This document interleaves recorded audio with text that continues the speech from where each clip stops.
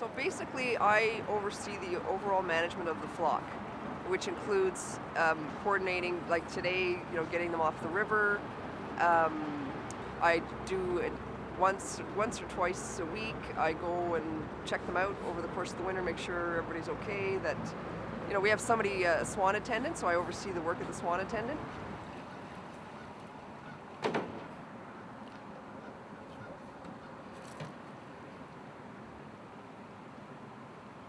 I actually do the treatments myself. It usually takes two people, so I do them, and I usually have a holder, somebody to hold, because they don't cooperate. The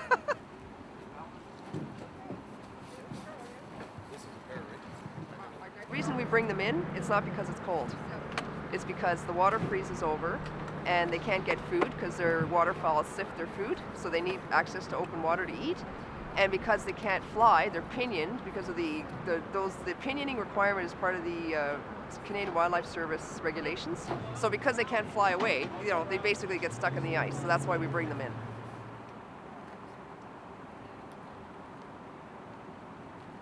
I don't like to name them because I don't want to anthropomorphize them, but to give them human qualities. Because they're not pets, right? They're semi-domesticated. They live half of the year on the river and half the year in our care. But we don't want them to become habituated to humans. I'm just trying to stay away from that. Plus, if they have names and people get more attached to them, and when, of course, they die eventually, and everybody's sad. Well, they're sad anyway, even though we don't name them, but it just makes it less formal.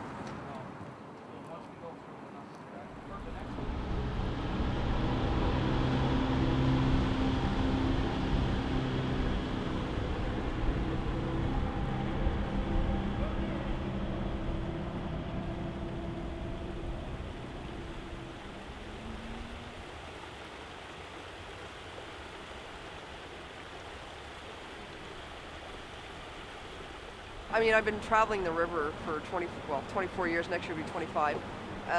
So I kind of know where they hang out, and they have their territories. They actually get released at the same, each pair usually, unless there's some circumstance, they get released at the same locations every year. The numbers have gone up and down over the years. So we have 12 today. 9 mutes and 3 Australian blacks.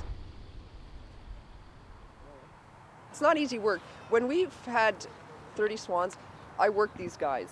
Like, there's no breaks until we get them all. They can travel the whole river overnight. It doesn't take much time.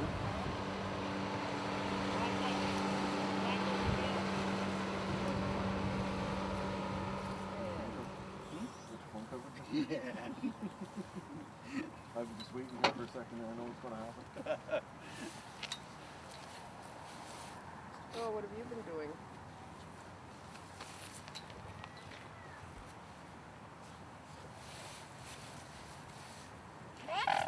I know. Oh, you're pretty chubby. Oh, look, we got a runner. Oh,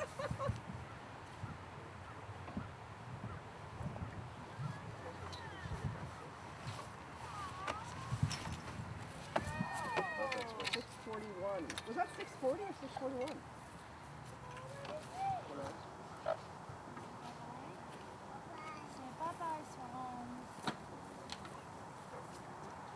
We often, like over the number of years I've been doing this, during the summer we get calls from the public about injured swans or sometimes deceased ones. This guy, he was a cygnet, so he was hatched in 2010, and he and his sibling that didn't make it had major injuries to their feet for some reason. We think it was for predators, so a snapping turtle or a muskie, and so he actually lost this part of his foot. So, but you can see it's healed really well.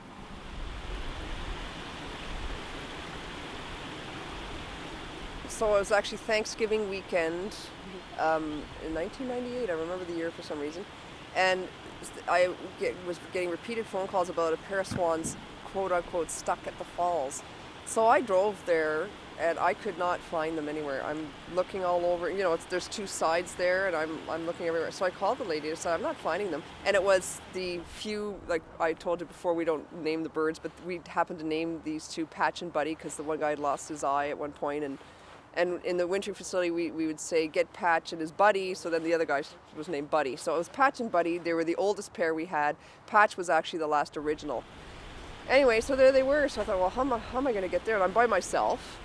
So I'm thinking, yeah, I can hop this wall and that wall and so on, but a little dangerous. You know, the water wasn't very high, but the drop to the falls, there was only 15 feet between the birds and the drop, and it was a little dangerous. So I called the fire. I had the dispatch guy phone the fire department. At first, I'm sure they thought I was crazy, so they didn't want to come. So I phoned them and I said, well, I'm going to do it anyway. I got to get them from there. So they decided to come and help, and they looked at them. They thought they were going to bite, and I said, no, I'll catch them. You just have to make sure they don't get by me, because I can only catch them one at a time. And somebody's got to make sure I don't go over the falls. I didn't want to call my husband and say, sorry, I won't be home. I just went over the falls. Anyway, I'm in the hospital in traction. Anyway, so they put a life jacket on me and the ropes and everything. And so the one guy held the rope, and the other guy, I gave him my net and said, just make sure they don't get by me. And, it was over in about 5 or 10 minutes. Caught them both. They were pretty cooperative. I think they just wanted to be saved. Rescue us. So we did. We rescued them. And the fire department, they thought, wow, this is something different. And it certainly was for them. The wintering facilities have been the hot issue. It was built in 1967, so there's going to come a time where it needs to be replaced. So it's reached the end of its life cycle. There's so much human need in the city. So I think it's difficult, to justify putting a lot of money into a facility for swans. And I mean, when there's these other issues to address. So we got to find a way to reduce the cost somehow.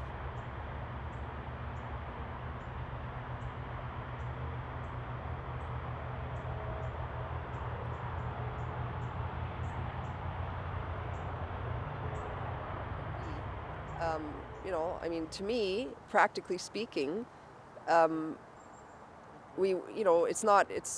option would be to rehome them, just like any other animal gets rehomed.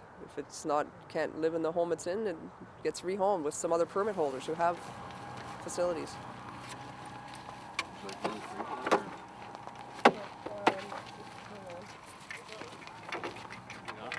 They wouldn't all go to the same place though. And it'd be a permanent rehoming from my perspective, because they wouldn't be hauled, go somewhere and then come back every year to the river, because no permit holder would be able to accommodate all of them.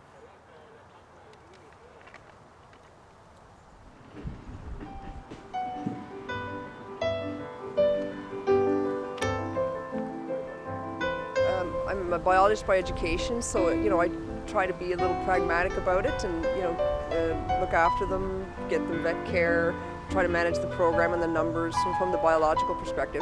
But also, you don't do this kind of thing for almost 25 years and not, care about them and, express concern.